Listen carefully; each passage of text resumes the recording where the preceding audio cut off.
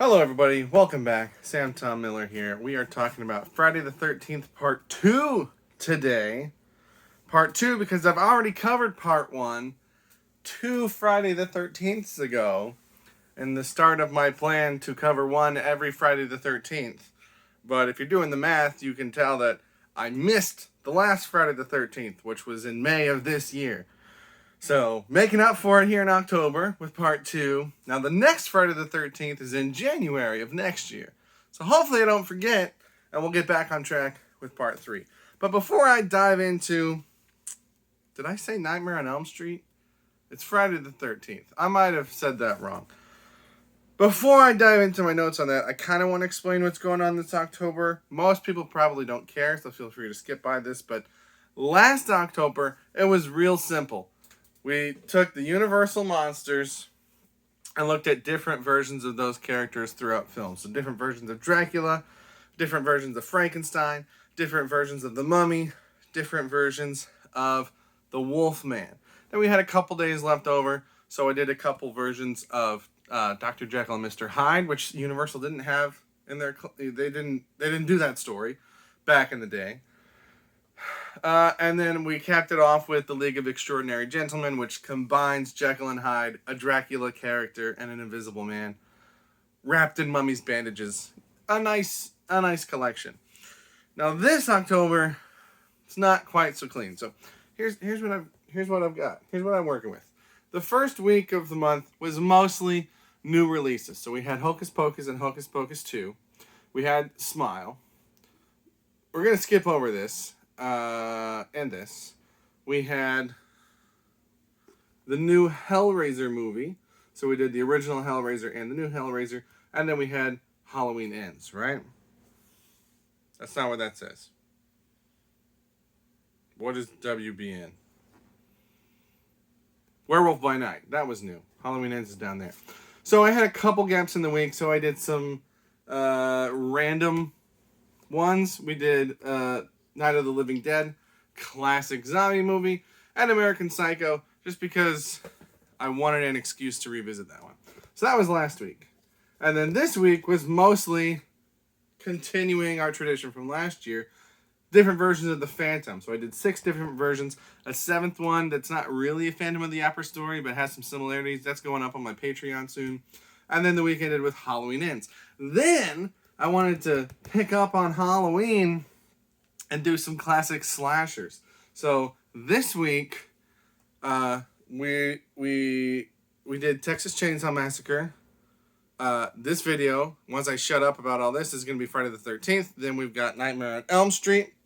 And then, still got some slashers, but then we're crossing over into the horror franchises that I grew up with. So these ones are before my time. Now we're getting into the ones that affected me as a child, that were involved in my upbringing, even though, some of them are older than I am still. But we got Children of the Corn, Scream. Now, I've already done a video on the first 4 Screams, so this week we're getting my video on Scream 5, which I never did when it came out for some reason. I Know What You Did Last Summer. Then the next week, continuing on with franchises from my childhood, The Blair Witch Project, Final Destination, Saw, and then Paranormal Activity, getting into my late high school, early college years. Then, the next several days, we're looking at different versions of Invisible Man, 4 different versions. And then ending off the month with Creature from the Black Lagoon and Shape of Water, kind of the newer version of that. So, if it seems like this month is less organized than last year, that's kind of accurate, but there is a structure in place. That raises the question, though, what to do next October. I've got some ideas open to input from you. The ideas that have come to my head. Option 1, doing all child-friendly horror movies. Not necessarily all animation, but things like The Nightmare Before Christmas, Coco, The Book of Life, Coraline, Corpse Bride, things like that. Option number 2 would be to really dive into the franchise aspect of these horror movies. So, we've looked at some Halloweens. We haven't done them all. We've looked at a couple Friday the 13th. Haven't done them all. Looked at a couple Hellraisers, looked at one Nightmare on Elm Street. We're going to have done one Saw, one Final Destination, one Paranormal Activity. We've done a couple Hellraisers, right? So, like, I could just do it all franchise all the time. That seems like a lot. A third option that I have, which I like, but I could use some help with, is to do all horror movies that I haven't seen before. The Conjuring universe comes to mind as something that I know is big and popular, but I haven't seen any of those. But I feel like when I'm picking blind like that, it would be helpful to have some suggestions. So if you guys have big horror movies that you're a fan of, that you'd be interested in seeing me talk about, you can throw this in the comments and maybe I'd get to them next year. Those are my 3 biggest ideas. Maybe I'll do something completely different. And like I said, if you have other ideas, let me know. But 6 minutes of prelude aside, let's talk about Friday the 13th part 2. So we start outside of camp, and I was really confused because I was like, I thought most of these took place at camp. Turns out we get to camp, so I crossed that note out. We get a recap of part 1, which is very helpful. Obviously, back in the day, you couldn't just watch these at home as easily as you can now. So, very nice to have a recap. This is my first conspiracy theory of the movie. And technically, this is for part 1, but I didn't think of it in part 1. I thought of it in the recap during part 2. Alice asks the cops, after they've saved her, they're like, what about the little boy that pulled me into the lake, right? What about Jason? She doesn't see who pulls her into the lake. He comes up behind her and pulls her backwards. She doesn't know who that is. She doesn't know it's a little boy. Maybe she could tell that it's little boy arms, but I feel like it's covered in gunk and stuff. She's probably not focused on that. She shouldn't know that it was a little boy. She's an unreliable narrator. That might come into play later on. We get a cat jump scare, and then I wrote, that escalated quickly, because right from the cat, we get the... I was going to try to make a decapitation cat joke, like a decat is... But then I realized that she wasn't decapitated, so... Escalates very quickly to Jason murdering her. Also, during her scenes, there's a shot where the camera, it shows her going into her bedroom. It doesn't follow her into the bedroom, but we see her casually toss her clothes onto her bed. And then she comes out of the bedroom and crosses the hall into the bathroom. And during that shot, we see her putting on this robe, because she's the good girl, right? She's the final girl. We can't see anything of her. But then she immediately turns on the shower and gets into the shower for all of 15 seconds, maybe, before she gets out of the shower as the camera finally follows her into the bathroom. So I'm like, this woman put on a robe to walk 20 feet from her bedroom to her bathroom, just to then take the robe off and get in the shower. There's no one else at her house. It seems like she lives alone. I live alone. I wouldn't do that. Am I the weird one? Seems like it's a waste of time and energy to put on a robe that you're just going to take off 20 feet later when no one else can see you. Am I overthinking this? Yes. Okay, then we get to the main chunk of the movie. I tried writing down character names to keep track of them because there's so many characters, but most of these characters just leave halfway through the movie and are never seen again and survive. So, Jason, you missed like half of them. But yeah, a lot to keep track of in this movie. I wrote, this dude's back, because we get I forget what his name was, Crazy Carl or Crazy something. You're all doomed. That guy, that great town character. We established now that Jason would be a fully grown adult, and we established that this is 5 years after the events of the first film. And this is where that thing I mentioned earlier comes from, because I've read that Some people, fans were upset, filmmakers were upset. Apparently some filmmakers from the first one refused to do this one because of the idea that if Jason was a little boy at the end of the first one, why would he be a fully grown man now? And like, I think there's enough wiggle room in there anyway. If he was a small 12 to 14-year-old boy at the end of the first one, and this is 5 years later, he could now be a large 17 to 19-year-old boy. But even if you don't buy that, again, she didn't see who pulled her under the water, right? And she didn't die, so she probably just fell and imagined it all. So I'm going to say that last shot of Jason pulling her under is not canon. And maybe it's well understood that that's not canon, and I'm just late getting to the party. But I don't think we have any definitive proof that Jason was a little boy in the first one. So there. I guess the math wouldn't work out because it's been so many years since he died. So why would he still be a little boy in that one? That's, I think, the problem that people have. But I don't think he's really there. I don't think that really happened. Boom! Full moon shows up again in this movie. I saw at least 2 prominent shots of it. So before watching this one, I didn't rewatch the first one, but I rewatched my video about the first one. And in that video, I talk about how the full moon seemed to be a prominent aspect, but not like overly talked about. And I was like, I wonder if this is going to come into play in later movies. We'll keep track of that as we go on, unless I forget. But I'll probably rewatch my own videos. So keep an eye out for that full moon, future Sam Tom, because we got it 2 movies in a row now.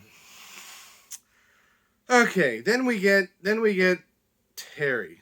Is it Terry? No, it's Vicky. Nope, it's Terry. Terry goes out for a walk. Stops by the side of the lake. Hears mysterious sounds out in the woods that she cannot identify. When she calls, there's no answer.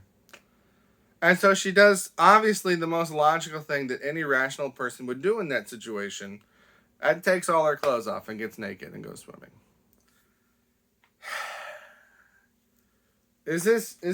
I'm filming these out of order, so I don't know. This video will go up before my Nightmare on Elm Street video, but I've already filmed my Nightmare on Elm Street video, and something I talk about in that video is that I like that the characters aren't idiots, and they all make decisions that make sense.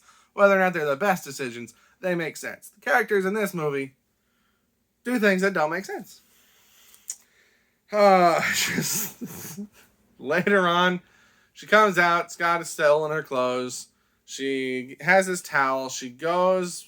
He gets caught in a trap. She goes back to the cabin to get a knife to cut him down, which she gets like the world's smallest knife. But she's got this towel. And she's going back to the cabins, and at one point she just throws the towel into the woods, into some bushes. And it was really odd and awkward. Like, why would you do that? So then I kept expecting the towel to come back at some point. Like, maybe Jason got it, and then he used it to kill someone else. But I didn't never notice that. So why would your cabin's right there, and you're going into it? Just take your towel into your cabin. Why did you throw it in the woods?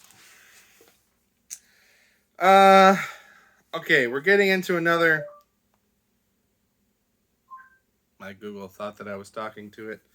We're getting into another conspiracy theory here, right? Because if this is Jason, then that means that Mrs. Voorhees was wrong, and he didn't really die.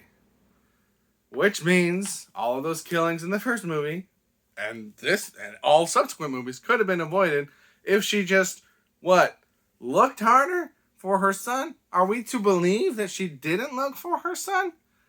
And if, as they say, Jason was around in the last movie and saw Mrs. Voorhees get killed, you would think at some point he would have come out before that and been like, hey, Mom, it's me. I'm alive. So, we're going to come back to this. Mark. Again, in my video on, what was it? Texas Chainsaw Massacre, which went up the day I'm recording this, but the day before this video goes up, I mentioned how I'm surprised it's not brought up more often that one of the main characters in that movie's in a wheelchair. I forgot one of the main characters in this movie's in a wheelchair. We got 2 wheelchair representatives in a row. Keep on rolling. But Mark, the guy in the wheelchair, I don't know if it's a weird lighting or dirt or grime or what, but there are shots where you see his neck when he's arm wrestling and stuff with these people at this table, and I swear his chest hair grows halfway up his neck. And like, I don't have thick chest hair, but like I don't like. This is part of why I wear 2 shirts all the time. Is because I don't like having these little chest hairs poking up. His is like coming up way up. It's not even a neck beard. It's chest hair up on his neck.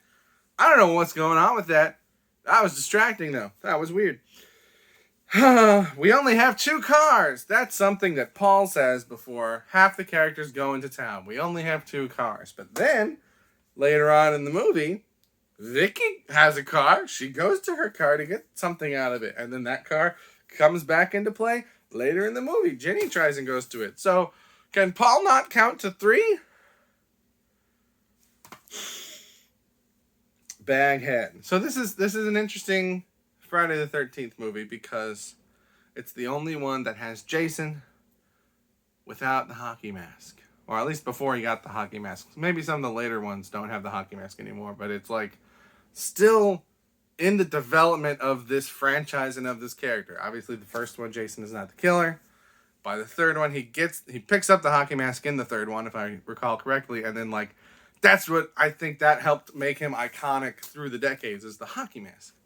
And this one he doesn't have it. It's just a bag. It's the bombastic bag man. Is that what he's called? Where Peter Parker wears a bag on his head? Anyway, it's just an interesting midpoint in the legacy of this character. And then this is where I started thinking of my second conspiracy theory. Is this 100% for sure Jason Voorhees? And like, obviously in the meta, right, the plot details call him Jason. The casts, the credits say that he's Jason, right? So like, ignoring that, in the reality of the movie, play along with me, bear with me, go back, rewatch this movie. It's never confirmed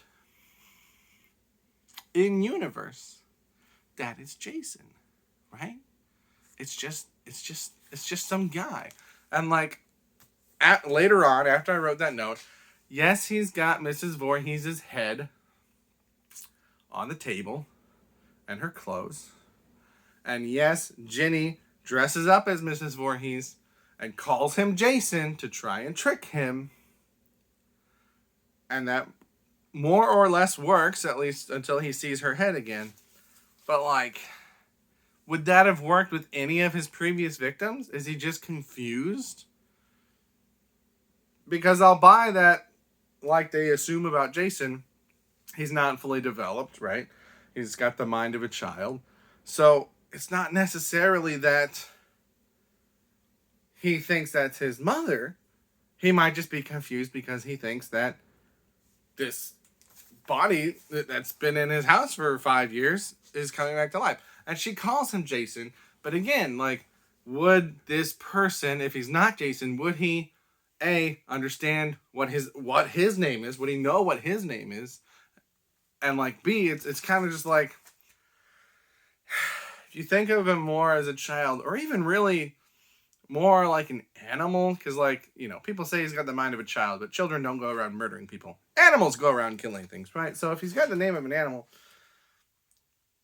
is he just going to assume that the thing that you're calling him is his name, right? If I see a stray dog, right, I might be like, hey, buddy. And like, buddy doesn't have to be his name, right? That's just how I'm addressing him. And it's more the tone of my voice that's going to affect how the creature reacts, not exactly what I'm saying. So, conspiracy theory, 100%. And again, in the meta world of it all, obviously it's not true, because the creators say that it's Jason. But like, What if it's not Jason? What if it's another guy? Jason died as a child, like we were told. That makes more sense with Mrs. Voorhees. But there's this other guy who at some point has been stranded in the woods. Obviously, this town's not like... We got that other guy, right? Crazy Carl or whatever his name is. So, like, obviously there's some weird people in this town. I don't think it's out of the range of possibility. And even if he's not from the town, maybe he's a kid from another camp that got left behind or something, or lost, or what have you. And he's just been abandoned and living in these woods the whole time. And then once someone calls him Jason, that's just his name now. And like, it's not like the kid Jason had a personality that this character matches in any way. It's just that both of them were, simple beings, not really capable of speech or communication or higher level thought. But like, he could be anybody. He doesn't have to be Jason. So that's my conspiracy. This is my version of, what if all the Bond actors are actually different people and James Bond is a codename just like 007, which, I don't hate that theory. I know there's evidence against it, but I can work my brain around that. So this is going to be like my version of that conspiracy. We're like, it's understood that that's not true, but it's kind of fun to think about, right? What if most of the Friday the 13th movies, in fact, all of them except for the first one, don't actually have a Voorhees? Jason Voorhees isn't Jason Voorhees. He's just some guy. Worth thinking about. Okay. At one point, he is chasing Jenny. She hides by this third car that apparently appeared out of nowhere since Paul only thought they had two. And like, here's the car's hood. And she hides down. And her head is sticking above the hood. And she has bright red hair. And Jason is looking right at her and like doesn't see her. I'm sorry. Jason, he would have seen her. Come on, guys. Jason runs in this movie. Most slasher movies. Maybe I'm wrong about that. Like, I would have said that most slasher movies don't have the villains run. Maybe that's just more of a Halloween thing. Because Leatherface runs in the first Texas Chainsaw Massacre. Does Freddy run? I feel like Freddy runs. And like in Halloween Kills, Michael Myers runs. In the flashback, he runs at that cop. So maybe that's all just been in my brain my entire life. And that's not actually an element of horror movies. Or of slasher movies. It's definitely very prominent in most Halloween movies.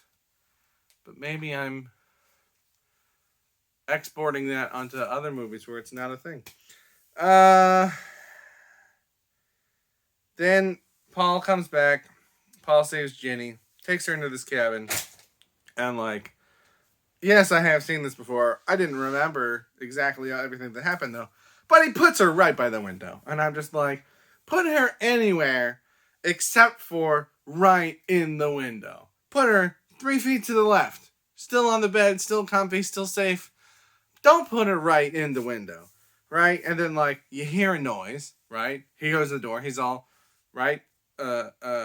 Careful and concerned. And they open the door. And, oh, it's Muffin! So whose dog was it that we saw dead earlier? Someone else's dog? Maybe it was this guy's dog, because this guy's not Jason. Why would he have a dog, though? That doesn't make sense. Anyway, ignore that. My conspiracy theory is valid. They open the door and it's Muffin, and then they act like, oh, it's just Muffin. We're good now. That guy could still be out there. Both of those things can be true. Muffin is out there, and not Jason is out there. Those can both be true at the same time. They're not mutually exclusive. But no, everything's fine now and hunky-dory. And then, no, he comes through the window, and then it's like... Now we've got 2 movies in a row where it's like, did the ending really happen? Did it not happen? How much of it happened? Did it happen in a different way? Because he comes through the window, grabs Jenny, and like pulls her out, but Jenny's still there and alive. Right? And then apparently there's a whole thing of like, Paul might have survived this, so what happened to Paul? Did he just leave Jenny behind? Not great, Paul. Not a great guy there. So those are my notes on Friday the 13th Part 2. Pretty good. Pretty good. I got some nitpicks in there, but I like my conspiracy theory, and I hope that I don't forget it before I continue this, because I mean, I guess like it wouldn't matter anymore, right? I don't think Mrs. Voorhees ever comes back anymore. So it's just that now we're following this guy, and like I know in some movies he's very clearly resurrected in different ways, like lightning striking his body or whatever. But like he doesn't die in this movie, right? So in the next movie, we're just gonna pick on him and we see him again. And I'm just like, maybe it's multiple guys. Maybe not only is the main guy not Jason, but maybe it's multiple guys. But I don't know if that would hold up. I'll save that for part 3. But those are my thoughts on part 2. Let me know what your thoughts are. Like I said, if you have suggestions for ideas of how I structure next October, let me know. If I do something where I focus on movies that I haven't seen before, drop your favorite horror movies in the comments. And I'll tell you, I haven't seen a lot of modern horror movies, particularly modern franchises. I don't even know what all of them are. Like, I would have thought a couple days ago that Insidious was a big one, but I looked it up and apparently that one's kind of stalled out after a couple. But like I said, the whole Conjuring universe, which I know has sub-franchises within it, haven't seen any of those. What else is a big one? I don't know. Like, I don't even know what the big horror franchises are right now. Obviously, Saw is still going, kind of, but like that started more than 2. No, not more than 2. It was 2004, I think. So like a while ago. I'm talking about like franchises that have started in the last decade or so. Because even Paranormal Activity, that was 2007. And like, I don't have these memorized. I just remember because I just read them 27 minutes ago. So I feel like Paranormal Activity was kind of the last new horror franchise that I got into. And then by that time I was living by myself in college. And so I didn't want to watch things that were going to make it hard to sleep because I didn't have my family around anymore. So I've seen, individual stuff. I saw Don't Worry Darling. I saw Smile. I saw Malignant when that came out. So it's not like I haven't seen any modern horror movies. But I feel like the bigger franchises, I've kind of let them pass me by. And as I've mentioned I think I went on a big tangent about this in my video for Smile, which I'm now doing again. But like, things that really scare me are like paranormal things, like demons and like certain times of ghosts and spirits and like malevolent things like that. And then like any kind of facial distortion thing, which is why I eventually stopped watching the Paranormal Activities, because it has both of those. So a lot of films that market themselves with either of those things, I've kind of let go by me. But, I'd be willing to give them a shot in a controlled environment. So let me know your favorite horror movies. Even if I don't make it the theme of next October, I'd like to check out things that a lot of people like. Just because I like being in the loop, So let me know. Thank you for watching. Check back for more soon. Have a good day.